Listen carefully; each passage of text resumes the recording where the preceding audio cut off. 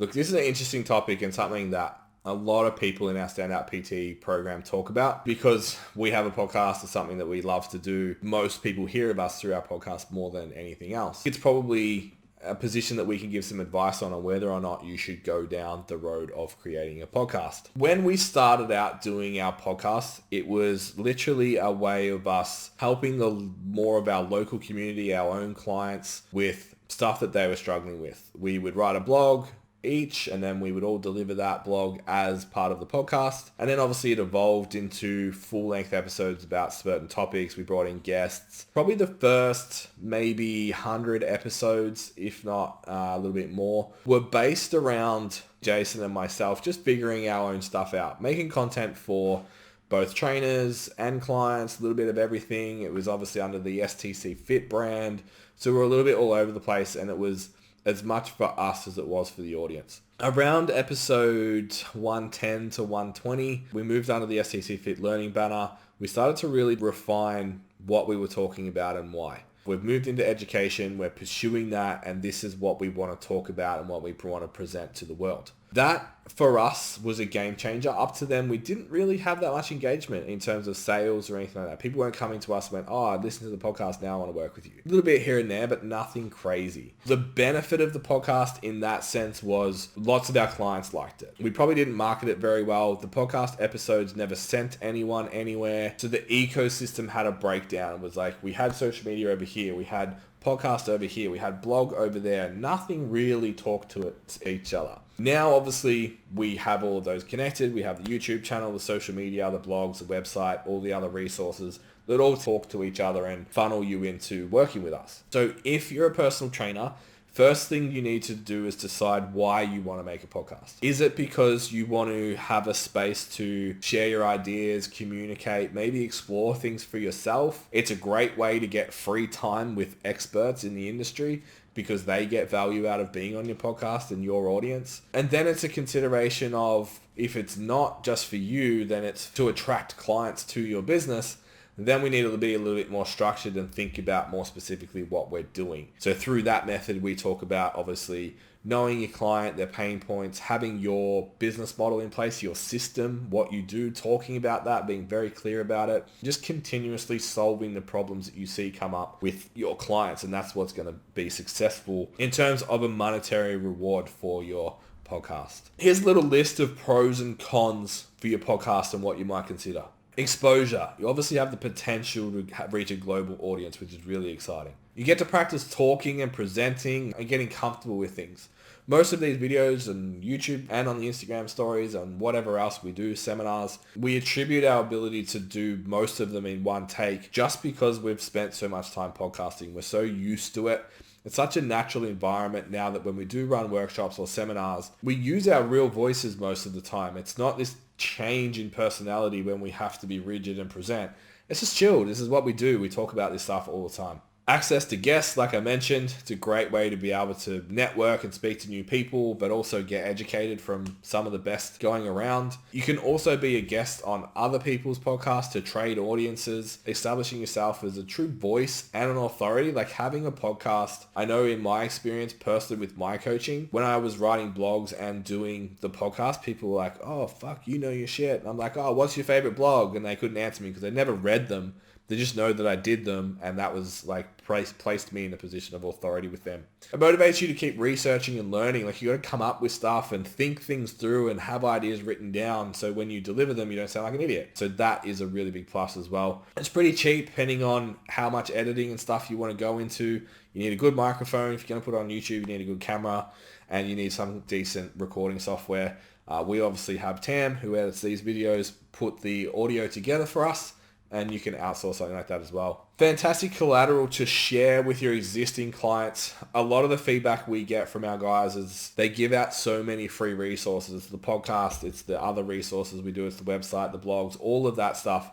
They see it as part of their coaching package and part of the overall value of working with us. So that's something that we'll keep doing as much of a retention tool as it is a attraction tool.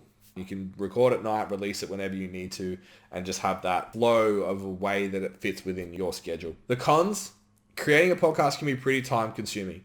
You need the hour, maybe hour and a half to plan and record. You got to edit. And then if you're going to maximize its reach, obviously you need to cut up shorts, pictures for them, subtitles, all of that kind of thing.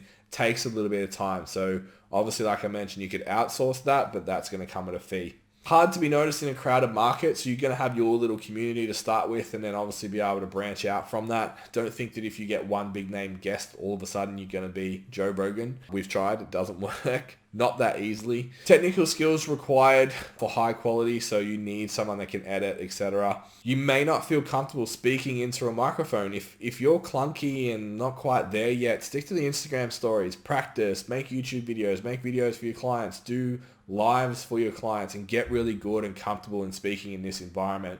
And that'll allow you, when you cross over to the podcast, to be effective in that space. The process may not deliver a return on investment the way that you want it to. So if you're in a position right now where you don't have a full book, you're not looking at expanding your business to other products and services, maybe bringing on trainers, etc., then just have a think about if this is going to take you 2, 3 hours, 4 hours a week by the time you plan it, record it, edit it, listen back to every part of it to edit it, and then post it. Could you spend that 4 hours, 5 hours on the phone, walking the floor, doing anything else that's going to get direct impact with your business? If you're in that boat, something that I would recommend you guys do instead is just get on someone else's podcast. Lots of people are looking for guests and scratching their heads like, who do we bring on and what do we talk about?